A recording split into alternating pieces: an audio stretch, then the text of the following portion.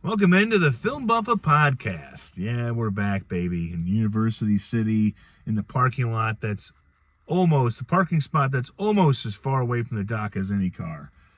You know, I like to park my truck and have my space. You know, I don't want any cars around me. I want me and my Ram to have our own little space to gallop around in and ruminate and think about things. Anyway, I'm Dan Buffa. I've been writing on the internet since 2011, and that you don't include large, overlong email blast that probably lost me a few friends and gained me a few others. And then, of course, my little 150-word reviews in the Brentwood High School Eaglet, that little bitty paper that my column was about this much and then that at the top. That's all I had. It was terrible. And eventually I graduated to websites like the two I started on my own, doseofbuffa.com, and then dailydoseofbuffa.substack.com. Substack kind of took all the other blogs that came before it and kind of just put a little little polish on it, a little refinish, allowing higher advanced video capabilities, chat options, a notes section that goes with the app that they have, which is pretty strong as far as blog apps go.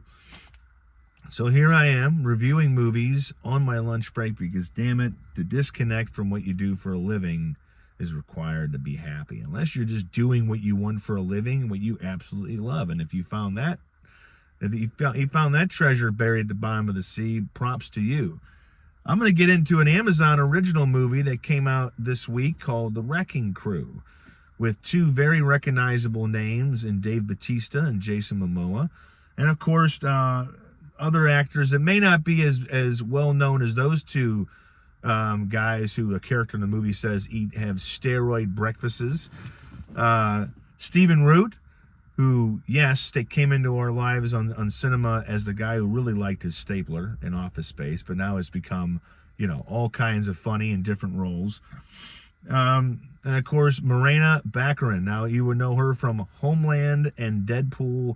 She shows up here. She's been in a lot of things lately. She just kind of starts to show up in movies, and it's good because usually, it's the guys who get to age well into cinema, and the women don't usually get these kind of roles. So when I see her keep continuing to show up, that means maybe somebody in Hollywood is getting smart and writing roles for a woman who's not in her fucking 20s. Anyway, The Wrecking Crew has to do with two brothers played by Bautista, who is a military policeman, and, of course, Momoa, and it takes place in Miami. Now, Jason Momoa's brother is a cop in another city, and their dad was mysteriously killed in a hit-and-run that they think that have a little bit more to do with just a random hit-and-run. And when the Yakuza go gunning for them, that kind of kicks the whole movie into gear, and it becomes, can these two guys survive long enough to figure out what happened to their dad and also to do something called not die? The movie hinges on the two leads' ability to really spin as much comedy as they can out of the dialogue. And that's why I said in the weeks leading up to its release, it's going to come down to, does the writing give these guys enough to work with, or is it just kind of like this is all like you got? I mean, it's one of those things where the actors need some firepower to kind of keep going. And so I think they get that enough here. And the reason they get that is because the writer of The Wrecking Crew is the writer and creator of Banshee, my number one favorite show of all time. It's nice. It's a nice, proud moment going from son to father, not father to son. When I was watching it with my dad this week, even he was like, was that Jonathan Tropper? Wasn't he the guy? And I missed it because my face was buried in my phone because, it's an addiction. Facebook Reels are an addiction, and that'll be a whole other podcast to discuss that and the support groups that exist for those people. But my dad caught that, and I was like, oh, well, this might not be a screwed pooch after all. This might actually be a fun movie to watch, and it did. And I think if you like action comedies, this one will not blow the rafters off what you think is the holy grail of movies in that genre, but it does a good enough job to hold your attention and give Bautista and Momoa enough firepower to beat each other up vocally. And let me tell you, for the people that watched Fast Five and thought The Rock and Vin Diesel are going to beat the crap out of each other, it's going to be great. Now, they had an okay fight, but you could see that, yeah, it was a contracted amount of how many times The Rock got punched and how many times that, I mean, Vin Diesel got punched. In this one, they give you the fight that you're hoping for. In the trailer, all they do is fight. Bautista's more the straight arrow, kind of do things right brother. Momoa, I mean, look at the guy. He looks like he just lives on a motorcycle. In real life, that's kind of halfway true. He's a vagabond with really good hair.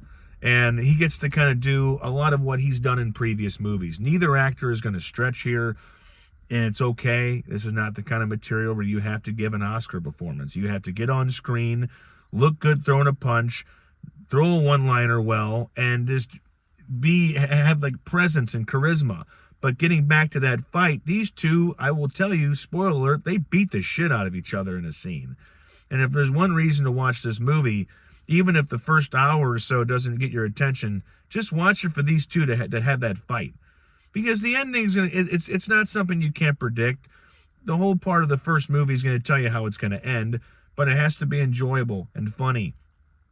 And the fight, if they're going to have one, make it worth it. This is like Nick Nolte and Eddie Murphy in 48 Hours. Man, they were just pummeling each other in that street.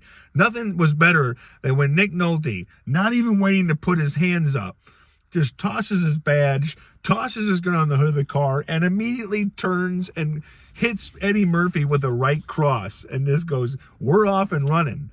And that's kind of a little bit how the Momoa Bautista fight starts. It's just like, oh yeah, why don't we stop using words and just, use these gigantic biceps and knock each other out. And it gets brutal. I mean, this is the writer of Banshee, the guy who created some really ridiculously detailed, gory fight scenes. And it doesn't get like that, but there's a lot of punching involved, a lot of kicking, and somebody's thrown into a car. And yes, miraculously, in real life, these guys would probably be knocked out after a couple of those punches, but they're not.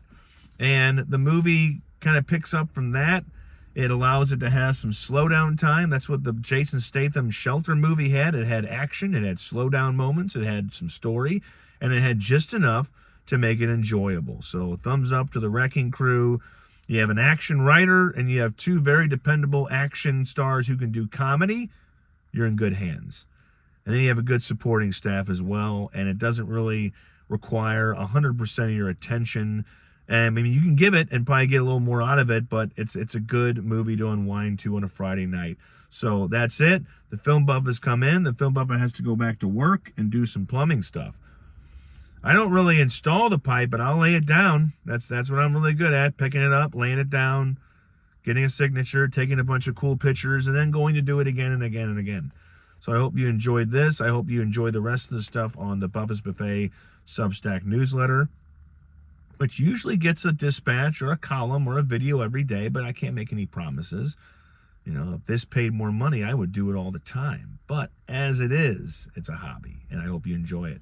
Have a good one. Have a good weekend. Be safe. Don't be stupid.